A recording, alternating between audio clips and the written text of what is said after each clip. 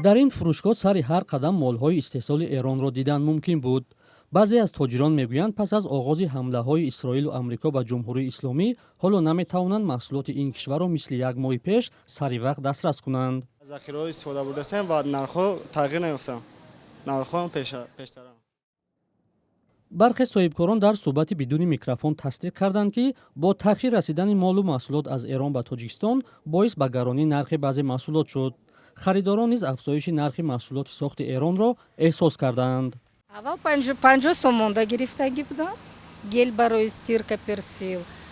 ҳозир як ҳафта шуд 65 сомон шудааст аз Эрон. инҷо яке аз маконҳоест, ки мошинҳои Эрон молу маҳсулотро ба Душанбе меоранд ва баръакс маҳсулот аз ҷумла пахтаи Тоҷикистонро ба Эрон мебаранд.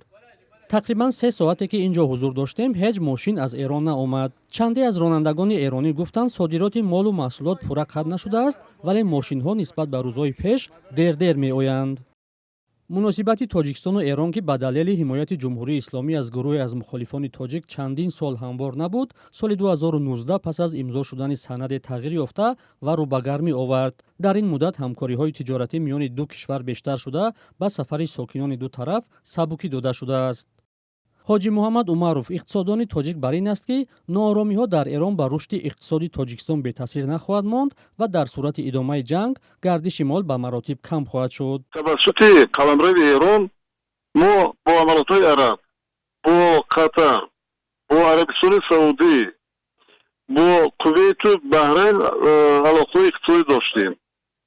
ба ғайр аз ин молҳое ки мо аз Туркия мехаридем, тавассути роҳи оҳане ки аз роҳиҳо ва роҳҳои мошине ки аз Туркия ба воситаи Эрон транзит мешуд мегирифтем.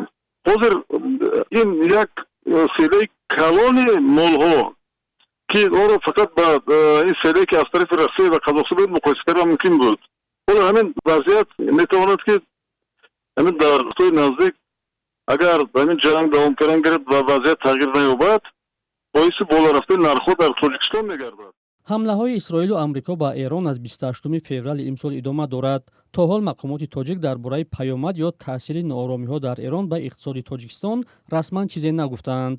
дар ин бора дар хадамоти гумруки Тоҷикистон ҳам ба пурсиши радиои Озодӣ посух надода, номаи расмӣ талаб намуданд. дар соли 2025 гардиши мол миёни Тоҷикистону Эрон бештар аз $480 миллион ташкил додааст, ки аз ин зиёда аз $370 миллионаш ба Эрон рост меояд.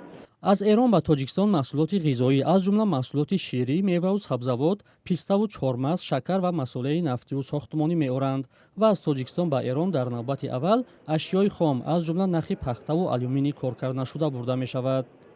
дар баробари молу маҳсулоти гуногуни Эрон дар бозорҳо, нерӯгоҳи Сангтуда-2 ва нақби Истиқлол аз тарҳҳои бузурги ин кишвар дар Тоҷикистон ба шумор мераванд.